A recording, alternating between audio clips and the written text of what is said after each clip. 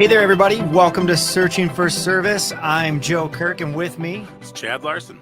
And we have the pleasure today of interviewing Steve Johnson. He's the Global Grant Chair, and you're coming to us from Monticello, Minnesota. So let's just start real quick. Talk a little bit about yourself. How did you get involved in Rotary? And what was your first exposure to that? Well, I would probably define myself as a legacy Rotarian. My father and grandfather founded the club in Monticello in 1955. And so I grew up with Rotary as part of my life because of those two individuals. And the DNA. Yeah, for better or for worse. But anyway, when it was my turn in 1977, I joined the Monticello Rotary Club. Both of my father and grandfather passed away, of course. And my niece is also a member of the Rotary Club in Minneapolis. And so she's taking it to the fourth generation. So that's kind of my background. And as you say, it's kind of imbibed in me from a very young age. Do you remember your first service project? Probably as a kid growing up, right? Well, I guess it would be probably my father's. One of the first things that they did as a Rotary Club is they spearheaded parking lots in downtown Monticello, which have evolved from there. But back in that day, business people in town, of which my father and grandfather were, belonged to the Chamber of Commerce and churches or whatever, and they just changed hats. And so one day it was a Rotary, the other time it was a Chamber of Commerce, and whatever needed to be done in a small town in the 1950s and 60s. It is amazing the relationship between Rotary and the Chamber of Commerce. I find that in most communities, it's pretty closely tied just because you're serving small businesses and a lot of those small businesses serve the community. So it kind of all goes together. Well, Rotary was founded in approximately 1910 by Paul Harris, and he was a lonely lawyer in Chicago who wanted to meet other business and professional people. And so he formed a club called Rotary. And the reason that was called Rotary is they met in different people's offices and rotated from office to office, hence the name Rotary. That I did not know. No, I didn't either. That is awesome. Cool. There's a little bit of information out there for our listeners. And their first service project is they put in a restroom at the City Hall of Chicago because one did not exist. So that was the first Rotary project, and it's grown from there. In addition, it's grown internationally. I was just going to say, yeah. That's the second part of our name is international. And the first international club was formed in Winnipeg, Canada. And so they then became Rotary International. Matter of fact, the 9th Rotary Club ever established is in Minneapolis, Rotary Club number 9. Fascinating. I didn't know that. Yeah. I'm learning a lot today. Now you have some trivia in your head that you'll never be able to get rid of. Well, thank you for that. As you've gotten involved and you've been involved for a long time, what are some of the projects or committees and some of the volunteering that you did through Rotary that you're most excited or proud of? Oh, we've done everything locally from fixturing food shelves, Rotary along with the Lions Club, which we cooperate with, fixtured food shelf in Monticello. We've done projects where we've planted trees in the area. We set up a backpack program for children in school who did not have sufficient food when they went home at night. They were in school, their only meal during the day was typically lunch. And so what we did at the end of the week is we put together food bags that we put in their backpacks that they could take home over the weekend and have something to eat. And even in a relatively affluent community like Monticello, there are kids that are hungry. And so that was something that was originated by the Rotary Club, and then they started it, and then it turned out to be a community-wide project. So how cool is that? Yeah, I just always many other Rotary clubs have done the same thing. Yeah, I just always love hearing those little stories that where you touch a very specific part of the community, whether that's kids or the homeless or trafficked or whatever the community is, and it just really grounds the subject for you locally versus because some of these things we just think about them in abstract, right? Yep. Like, oh, we understand this is an issue, but it's somewhere else. It's not here. And then it grounds it in your community, and it really mobilizes me to want to continue to serve and get involved. Yeah. Well, I think that's the driving factor. Most people join Rotary, or at least a good portion of them do, for the networking, because typically it's the 50 busiest people in town. And you can network very easily that way. The reason I think that many, if not most people stay in Rotary is the service portion of it. And so they kind of migrate from networking, which still is there, but they think of service above self. And that's kind of the underlying credo of Rotarians. And that's what kind of keeps us together over the years. Yeah, absolutely. How did you branch off and start getting involved in the international side of Rotary? Well, our club has done some international projects over the decades, but I had an opportunity to work with the Global Grants Committee 6 or 7 years ago, and it just kind of grew from there. And they extensively use the Rotary Foundation, and this is one of the things that makes Rotary unique, is that every year we have a fundraiser amongst all of our members, of which we worldwide garner millions of dollars. And we are able to leverage that into service projects. And right now, Rotary is in 193 countries, approximately 1.2 million members. And all these clubs all over the world contribute something one way or another to the Rotary Foundation. It is then redispersed back to the actual districts. And so, unlike many nonprofit organizations or foundations, the money that is contributed by Rotarians goes back and is being spent by the people that actually gave the money. Yeah. And not to disparage, the American Red Cross or other foundations, you'll make a contribution to them and they put the money where they think it's needed. Rotary, on the other hand, is from the ground up. So projects that the Rotary clubs do are projects that are initiated by a Rotary club, oftentimes partnering with other Rotary clubs around the world. And that money is then leveraged against contributions that are made locally. And that's the unique part about it. Oh, sorry. I'll tell you that part of the reason why I joined Rotary too is I was looking for a great organization to give money to, and I wanted to make sure that that money was being used towards the things that I wanted it to. And I've never heard anybody other than Rotary where it gets deployed the way it gets back directly to the source and is used effectively. Well, Rotary is rated by the NGO and Foundation Rating Service, I forgot the name at the moment, as number 5 in the world, because we're very careful how it's spent. And so all of the money that's contributed to the Rotary Foundation, 100% goes to the actual project.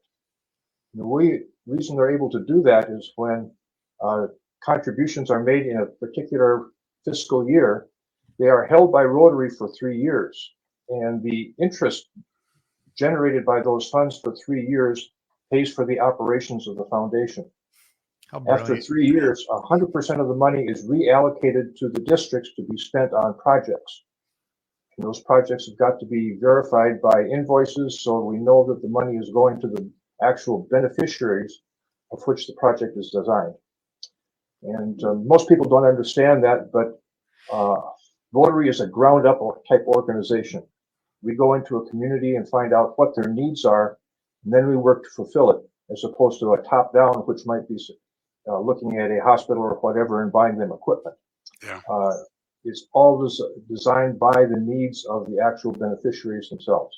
Which then leads to higher levels of impact, higher levels of continual support, buy-in by the communities, those types of things. It just makes so much more sense to do it that way, doesn't it? Instead, it's like somebody telling you this is what you need to do versus no, this is what we're trying to do. Well, go ahead. The beneficiaries then have investment in the project. Correct. And one of the elements of an international project is what we call sustainability. That after the money is spent and the project is completed, how is it going to continue on into the future after the Rotary project is complete? And that's a key element of any of the projects that Rotary does.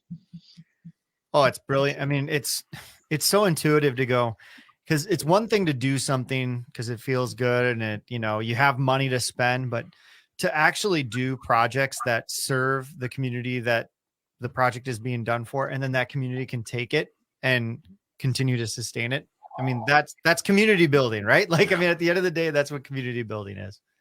Well, let me give you some raw numbers. We do district grants, which can be local and also international, and those are defined as grants less than $30,000 a piece. It could be 5, it could be 15, it could be 30. A global grant is a grant that is over $30,000, and typically in our district they average anywhere between $60,000 and $100,000 for a project. In district grants, we did 17 projects in 21-22, and let's see, I'm getting the numbers all mixed up here. We did 17 projects involving 35 different clubs. 11 of them were international, and clubs themselves contributed about $90,000 to those 17 projects. But with matching funds from the Rotary Foundation, from that annual fund drive that we have every year, they were able to leverage that $90,000 into $263,000.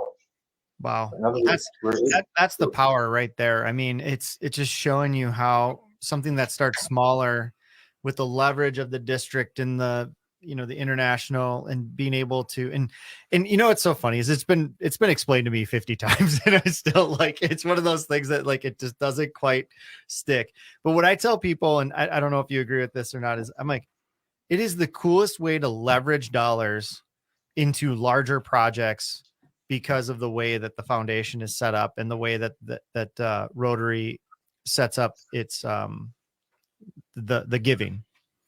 Well, the second half of the Rotary Foundation is what we do in global grants. For a district grant, typically that will leverage the money about 3 to 1. If we do a global grant, we're able to leverage that money at a rate of 6 to 1. So again, for the 21-22 Rotary year, we did 6 global grants involving 19 different clubs in the district. Now, keep in mind, we have 60 clubs. Clubs contributed to those 6 projects $109,000 and change. We were able to leverage that to $640,000 that year. Incredible. That's about incredible. And I tell you what, Steve, we've got to actually break and get into our next segment, but those are some incredible numbers at just how you can leverage Rotary. And I'm Joe Kirk. And I'm Chad Larson. We'll be back. Okay. All right. Here we go. Thank you. All right. Okay. We'll dive into maybe some impact in the next one. Yes, we can do that. I can highlight several projects if you'd like. What's that? I could highlight several international projects if you would like. Yeah, I was thinking just some of the impact side of it. We kind of talked on the infrastructure and how we get there, and kind of tell some of those success stories and overall impact as we go. Yep, I can talk about some of them that are in the approval process, anywhere from Colombia, South America to the Ukraine. And we also have large projects that have been completed from India, Haiti, and around the world. So we can talk about some of those as well. How about we do this? We do one project that's in the approval stage, one project that's going on now that you're excited about, and then one project that has completed that has been successful. Okay. Perfect. All right. Love it. All right, I think we're ready, Brett. All right, sounds good. Let me just here again. All right. So I'll take off the time on the last segment. So perfect. We'll try to give you a 1 or 2 minute heads up on the end of the segment. Okay. If you do run long, no problem. You just take. I sometimes run out of the mouth. So. All right. All right, guys. Here we go. Stand by.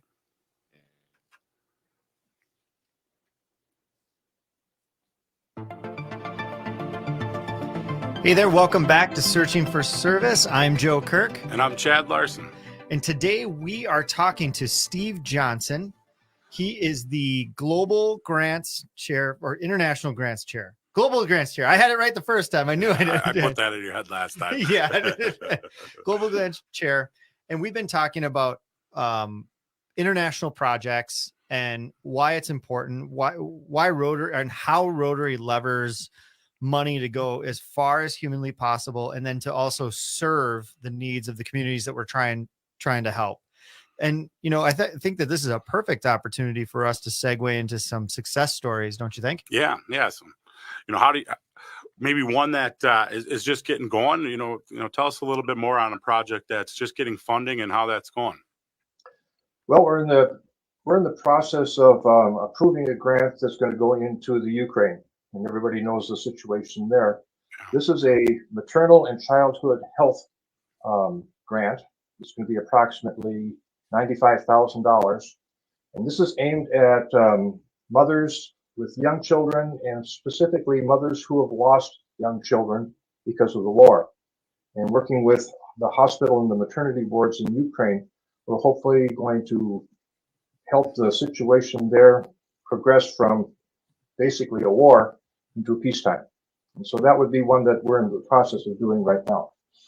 What specifically is the goal in terms of just some psychiatric help, or not psychiatric help? It's psychological, like just emotional help. Do you have some specifics about the program itself? It's a one-on-one program sponsored through the maternity wards. We expect that this will touch the lives of over 2,500 mothers and children in the Ukraine. Now, in Ukraine right now, people are quite mobile for obvious reasons, and so the logistics there is somewhat difficult. But Rotary is used to working in difficult situations in difficult areas of the world. Yeah, I feel like that's just what we do, right? I mean, we have Rotarians all over the world. They are on the ground there making these projects happen. So it works with not only the 5950 clubs, but the clubs internationally on the ground in country. I guess we can't call ourselves people of action if that's not the case. Well, how about a project that is currently underway that you've seen some progress on? All right, there's a good example. We have what we call an e-club, and it's a virtual club, meets on the internet via Zoom. It's called the Global Travelers E-Club, and they're very new. And they put together a project in Cartagena, Colombia.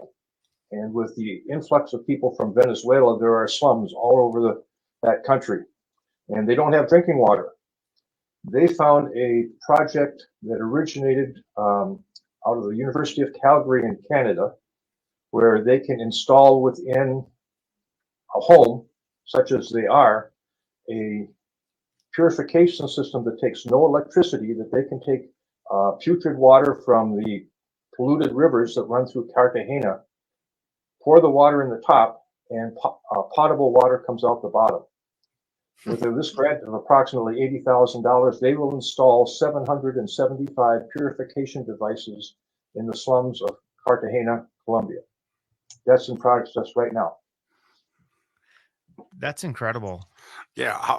One question as we're going through all this is, we went from Ukraine to Colombia. Is it Rotarians that bring, within the club level that bring these opportunities to you? Is it people seek it out? People come to Rotary? How do you find all these places to serve? Is it, can you walk us through that a little bit? We have networking through Rotary International, where we can go onto a website and find countries that are looking for partners. Many of our Rotarians travel, and so they have connections all over the world. This particular club had people that have a connection to Colombia, and they paired up with a club in Cartagena and put together this project. It was a cooperative project, not just the Minnesota club, but with the club in Colombia. And so we do exchange students all over the world. We have connections all over the world, all basically Rotarians on the same principle of service above health, above self. And so it's by word of mouth, and it comes from the bottom up. Mm-hmm.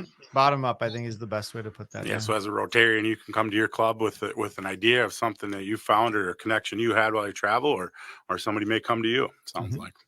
Well, as Rotarians travel, they know of the clubs in the areas that they're traveling to, and so they oftentimes will visit those clubs. So if somebody is going to India, or is an expatriate from India, they go back and they visit the clubs there. And any Rotarian anywhere in the world is welcomed in any club anywhere in the world, of which there are approximately 12,000 clubs. 12,000 clubs. It's so many. And then let's explore a project that is completed that might be your favorite so far. We just completed a project in Haiti. Mm-hmm. And as you know, Haiti, if it isn't the poorest country in the world, it certainly is the poorest country in the Americas. In Haiti, there is no government. It's run by gangs, and the country is basically existing with NGOs. We had an individual from Gaylord, Minnesota, who had a connection in Haiti, and they saw that they have a denuded island, or at least they're half of it. It's the island of Hispaniola, of which the Dominican Republic is on the east end and Haiti's on the west end. All the trees have been cut down. Okay, the dirt is basically clay, and they cannot grow food for themselves. They found a way that was developed in Zimbabwe, Africa. It's called God's Farming, and they founded an NGO where they went to Haiti and did some test plots where they were able to triple the food production of a small test plot. And they said, we need to spread this across the entire island. So using both district and global grants, they have developed an agricultural institute, have brought in trained agronomists that are teaching Haitians to use modern agricultural techniques to triple the productivity of food on basically barren land. They've built a building, fixtured it, brought in instructors, and they are teaching people to go out amongst the people of Haiti so that they can basically feed themselves. They are so productive that in the test plots that they've been doing, the farmer that they work with not only has enough food to feed his family, but enough left over that he can sell it in the market and send his kids to school. Wow. Okay. This just completed, and so now the seeds have been sown, and now they're in the process of spreading this all over the island. This is happening as we speak. How long was the process? The process took approximately 2 years. And we've got video and things like this of basically pouring the concrete. All the buildings are concrete. There is no wood. Yeah. And the district grant built the building, and the global grant fixtured it. And that project was probably about $120,000. And it is now self-sufficient. And then how did you build the sustainability ongoing? Like, how did you get the buy-in from the community? And do you know how that worked? Well, they went to the subsistence farmers who were starving and said, if you will try the new ways of agriculture. Now, remember, this Rotary Club is from Gaylord, Minnesota. That's a farming community. Yeah. Mm-hmm. So they understood that. And so they went to the subsistence farmers and they ran a plot using the old method of farming versus the new method. And the demonstration was stark. The old way was barren and bore no food, and the other one was plentiful and had a surplus of food. And if that doesn't convert a local farmer, what he wants to do, they do it. And so they're using these modern methods, which haven't changed in Haiti in 300 years, and they're now transforming the island one farm at a time. Oh, that makes sense. If you show the results, then that's pretty easy to get buy-in, I bet. To use a movie reference, I'm thinking of Days of Thunder when he's like, he did 50 laps his way, 50 laps my way. His tires are like half as worn out. Like just the proof was in the pudding.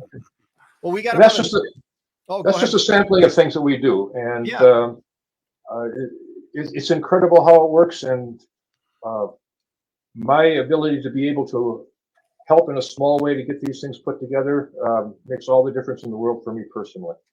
That's great. As we go, we're getting up against a break here. What I'd like to talk about in the next segment is, how do people get involved, from the ground up? How do they, grow into a role like yours that is really having, direct impact and really learn more on how people can get involved serving. Okay. But you know, unless you got some other ideas, I think that's you know, I'm new to Rotary, so it's really interesting to learn this. I also would, if we have an hour, I'd like to get into the history of it because I've learned so much. But yeah, that's where we'll go. And thanks for listening. I'm Chad Larson, and I'm Joe Kirk. We'll see you on the next segment.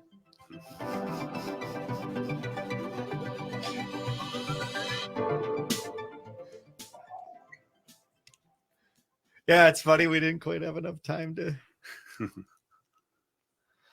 Yeah, we'll make it up on the last one there. Yeah. So get the time back. Yeah, we got smashed. Like, so this 11-minute clock, Steve, it can be such a burden because if you've got like 30 seconds left and you're like, well, we can't really go into another question, so we just have to kind of stall. Try. No problem. But yeah, we'll get into you know, how people can get involved, you know, from all different levels. You know, we've touched on it, but kind of wrap it more on empowering people and okay, get involved with the Rotary. Well, keep in mind that I grew up in school with a number 2 pencil and a jumbo tablet, and now my grandkids are sitting there with iPads and doing podcasts themselves. So this is kind of new territory for me. You're doing great. You're doing a great job. It was me that stumbled on that one. So no, we're in a good spot. I appreciate it. I think we're ready though. All right, sounds good. Let me get you guys going here on the third segment. And stand by.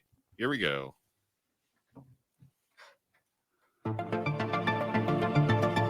Hey, everybody. Welcome back to Searching for Service. I'm Joe Kirk, and with me, Chad Larson. And today we have Steve Johnson, and he's the Global Grant Chair with Rotary International. And we've been talking a lot about international projects, about how Rotary International, and how local clubs fund Rotary International global grants. And, you know, we've really gotten into that process. And we actually got to hear some success stories that were really pretty cool, really exciting. And it actually made me think of something right out of the gate is, you know, I think sometimes people get a little overwhelmed by the international stuff because it's so vast what you can do. I mean, like the 3 examples you gave were 3 starkly different, you know, grants, programs, and, you know, the kind of the sky's the limit when it comes to what you can do.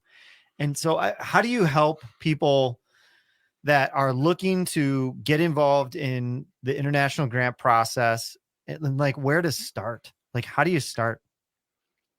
Well, the easiest way to start is to visit a local Rotary Club meeting. Mm-hmm. Then the question is, how do you find one? And so we have 2 areas where you can find out very quickly where a local Rotary Club is. One is the district website. It's www.rotary, ROTARY 5950.org. And that's the district website. At the very top masthead, you'll be able to look at membership, and it will direct you in different directions. Also, you can go to the Rotary International website, www.rotary.org.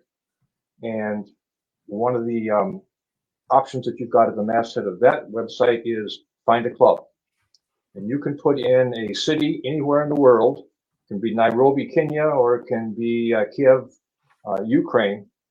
And within a 50-mile radius, it will list all of the clubs, where they meet, what time they meet, and in what language they meet. Oh, and so those links in the description too, so people, if they're listening, can find them if they don't type them in themselves. So I'll put those in. Okay, very good. One other thing about Rotary is it's a club that doesn't swallow you whole. You know, people join Rotary for a variety of different reasons. And if you've got the time to go into a project, you do. If you've got other commitments, there's no pressure to participate in one project or another that a club might do. That's kind of the beauty of Rotary. And as I said earlier, it's a club of probably the 50 busiest people in town. And I found that the 50 busiest people in town can usually find room to do one more project, where people who aren't particularly busy are just too busy to do anything. So So I'm using that one. But people are well organized, and you're going to work with the leadership within a community, and so and then those are the individuals that know the problems that we're running into and are usually the problem solvers. So that would be the best way to get into Rotary, or go to a Rotary project. They do projects around town. They try to publicize themselves so they can see what's going on, but it's a service above self type project. Yeah. And I keep repeating that, but that's basically the underlying tenet of Rotary. Well, it's great. I mean, we obviously do a lot of these interviews and we hear the same things over and over again, but those are the things that work too.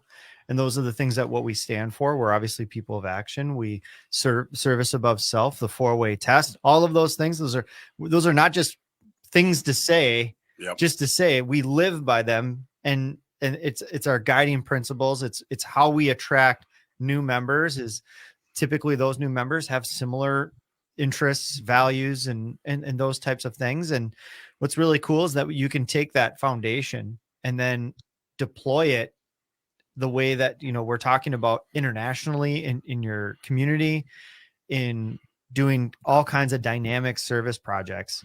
And so like, this is such a fun interview because I think that it's hard for some people because it's so vast. It's so big. We're talking about the entire globe. We're talking about any type of project that you can think of. Yeah. And it's almost like if you can dream it, we'll figure out a way to do it, and we'll get the people on board to do it. And, if anybody out there is wondering, we can just get you in contact with Steve too. And I'm sure that he could point you in the right direction. He seems to have all the answers. He's got, as a new, I'm newer to the Rotary, and the international side still is, I see and have the opportunities locally, but as a new Rotarian, what would be my first steps other than if I'm not already getting the opportunity right away at my club? How would I get involved on trying to find the international project or aspect that I could get involved in or spearhead or, really have an impact? Well, you start at the club level, and as you get familiar with what's going on, you could move on to the district level. There's always opportunities there. Mm-hmm. But if you just want to see what happens on a global basis, you go to the RotaryFoundation.org website, or just www.rotary.com or rotary.org, and it'll take you anywhere you want to go, and it's quite extensive. So that would give you kind of a rounding of what we do, both locally and internationally. Yeah. One other thing I'd like to point out is a project that's just being completed right now. You may have heard of it, is Polio Plus. Mm-hmm. In 1985, Rotary decided on a worldwide project that they wanted to eradicate polio from the face of the earth. In the last year, there has not been a case of polio reported. And the Western Hemisphere has been completely eradicated. Sub-Saharan Africa has been, Europe and Asia. The only place where we are still watching is in Pakistan and in Afghanistan. Okay. And we declare an area free of polio if they have not had a substantiated case in a 3-year period. So they're close to getting it done, but not quite. And so we're still running projects to eradicate it. The only other disease that's been eradicated from the face of the earth is smallpox, and that was done almost a half a century ago. Yeah. So that's one of their global projects that is a feather in their hat. Yeah. So the way to get involved, find a local Rotary club, and you can do it on those 2 websites. Yeah. Do you guys do trainings at all for people? Absolutely. Everything involves training, and everything is set up in a training process, and clubs have varying levels of training for different projects that they've got. As we talk through this, are there certain areas you'd like to see more grants going to, or obviously you're very involved, but where do you think you want to see things evolve in certain areas? Well, in that Rotary's originated from business people and professionals, I'd like to see more done in professional and economic development. And we've got grants that have done just that, but they're a little bit harder to put together because you're dealing with culture as opposed to wells and water and farming. Yeah. And so the biggest obstacle that I think Rotary has got is dealing with different cultures. We certainly have one in the United States, but it's much different than what it might be in Kenya or in South America. And that's a challenge and a area that we work on very hard, but we get by, let's put it that way. Yeah. Sure. What other projects that are there any other ones that you're currently working on right now that need more support? Well, we're a project that is blooming right now is in India. Through the Maple Grove Rotary Club, they have done 4 or 5 projects where they're working on water conservation. And they've, with projects that they've done over the last 2 or 3 years, poured over $500,000 into arid parts of India so that they have water on a year-round basis. Typically, they have a wet season and a dry season. During the dry season, people go to the cities and the slums, and then in the wet season, they come back. If they can preserve water in those areas, they can be there year-round and grow 2, sometimes 3 crops as opposed to 1. And so that's starting from a small project and growing, and that one has grown many times, and hopefully we'll be able to expand it even farther. So that's kind of my next hope for a major project. And these are things that can be transplanted not only in India, but in sub-Saharan Africa or South America. And so I think that's kind of the seed of maybe one of the next major Rotary projects. At least that's my hope. And that you said started with Maple Grove Rotary? Started with the Maple Grove Rotary Club. One of their members is an expatriate from India, and we, in conjunction with Rotary clubs in India, have put together those projects. And so that's just a feather in Rotary's cap, but most certainly the Maple Grove's club's hat as well. I always amazed where things start. I'm always amazed on how and where things start and how simple, if it's in a bar, if it's in, like it's fascinating, like where things start and how quickly they grow. And I think that we'll take an opportunity here to end this segment. So we're going to pop out of here, but we're excited to hear more about projects and where things are going in the next segment. So I'm Joe Kirk. And I'm Chad Larson. And you're listening to Searching for Service.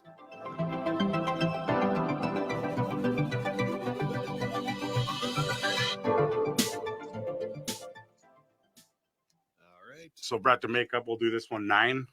Yeah, let me give you the exact time. It's like I think 8 and change. Okay. Yeah, it's pretty close to 9.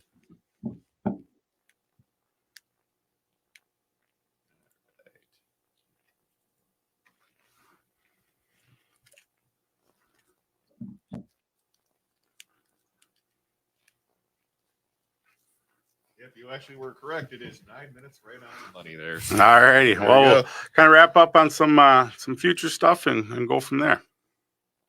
So this is how you imagine some of these things going forward. So, what does the future look like for Rotary, for the international grant process? How long have you been in the role, Steve? Is it a year term like a lot of things, or have you been in this role for a while?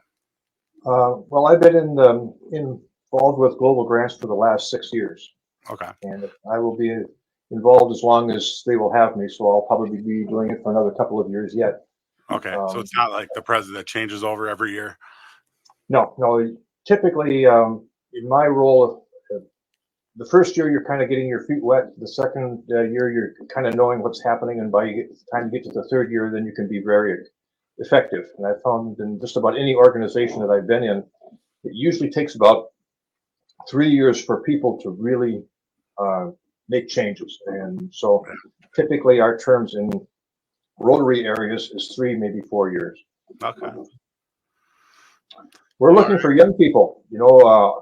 Rotary sometimes has a reputation of being a lot of gray-haired old men that get together for lunch. And we're looking for young people. Well, let's talk about that. I think that's a good, because it kind of ties to some of the goal of where do you see Rotary? Yeah, and getting people involved and changing Rotary a little bit too. We have a diversity push right now where we're making sure that we have women and people of color and of different areas of the society involved in Rotary. And it's not just gray-haired old men having lunch. They can give some background, but they're in a situation where they're literally going to turn it over to the younger people. So we need young people in the organizations as well. Yeah. All right, I think we're ready, Brett. Sounds good. All right, here we go, guys.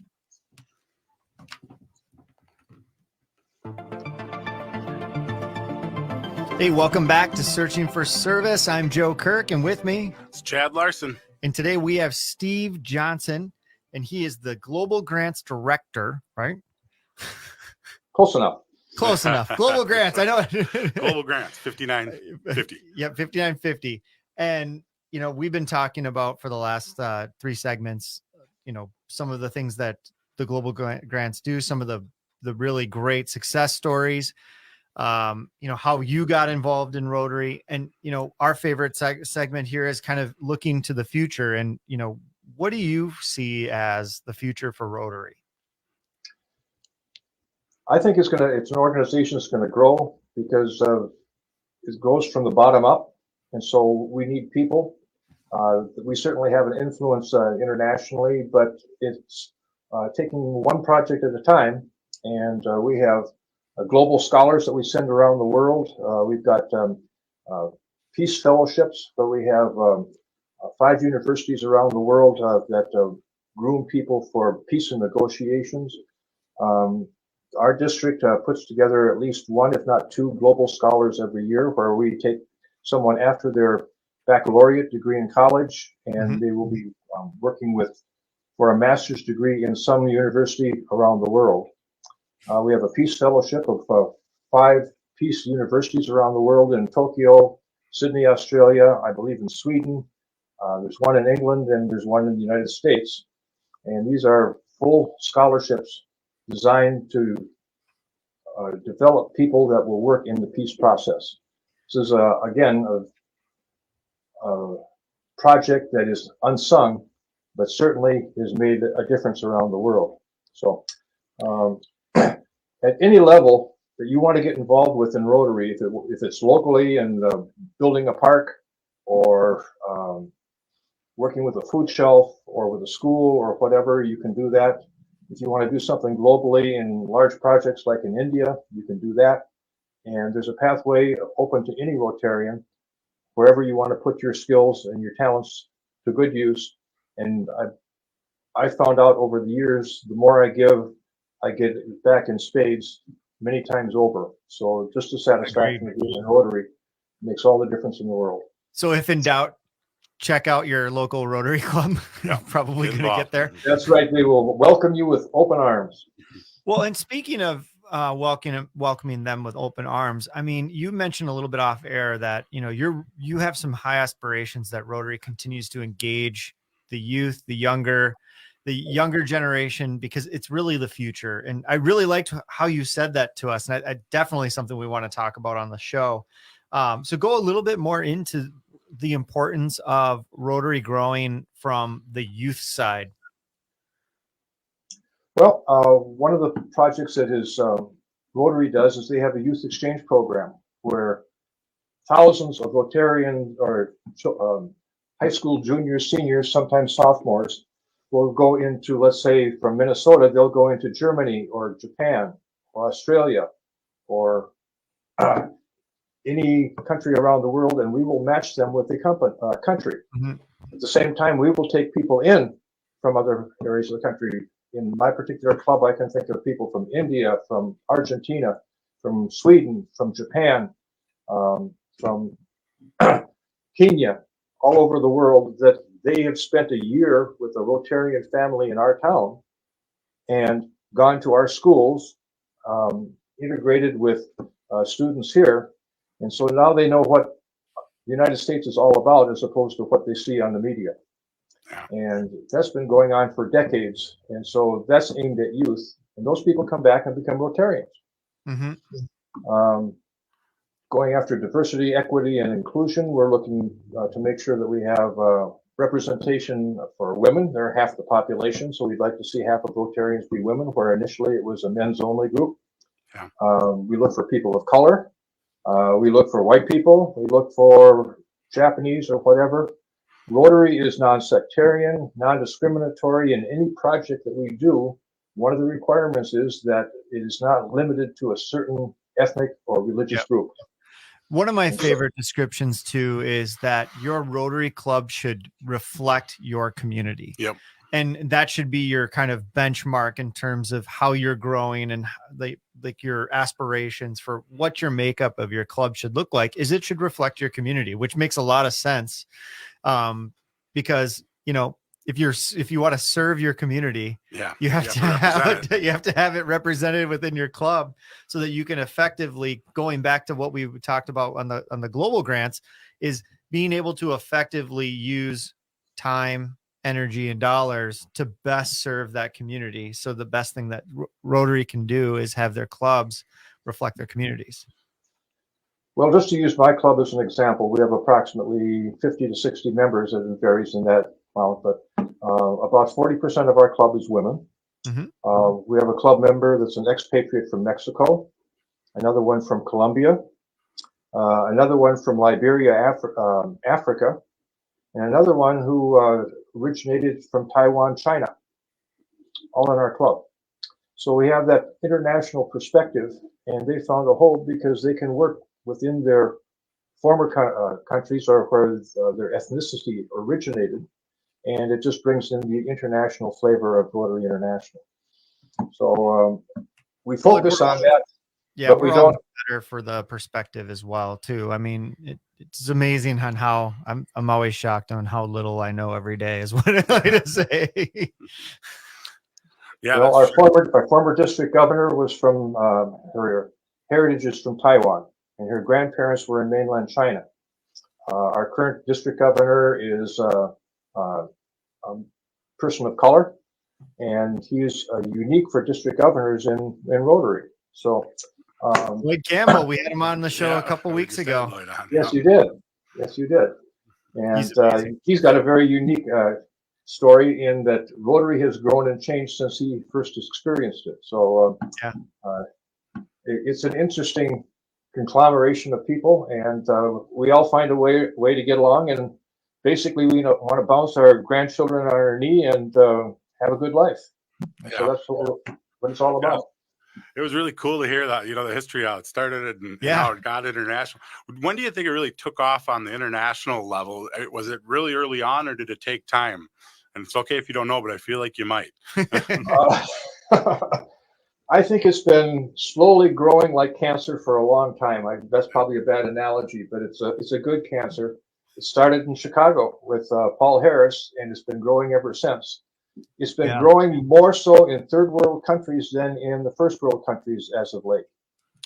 Yeah, I mean that's also been one of the goals of this show, is to continue to grow Rotary into new audience, new places, new people. And so it's just kind of fun how we're just continuing to adapt and continuing to seek out new ways to find people that are seeking service. We've got 50 seconds left. If you can give me a 30-second answer on if somebody is listening to this, is not involved in Rotary, and is looking for service projects, what's the first thing they should do? Look for a Rotary club. There it is. Set it up. One thing I think we do here too, which is look for one, or serve next to one, because you get to know some people, because they're on the community level. Once you get comfortable, you realize it is open and it open to everybody. Yeah, and so Steve, thank you so much for joining us today. You're a great guest. Yeah, thank you, Steve. We learned so much, and just a reminder to our guests out there, you are listening to Searching for Service. I'm Joe Kirk. And I'm Chad Larson. It's time to stop searching and start serving.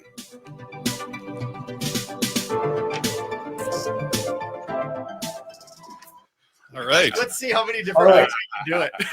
Hey, thanks, Steve. I'll go to his website.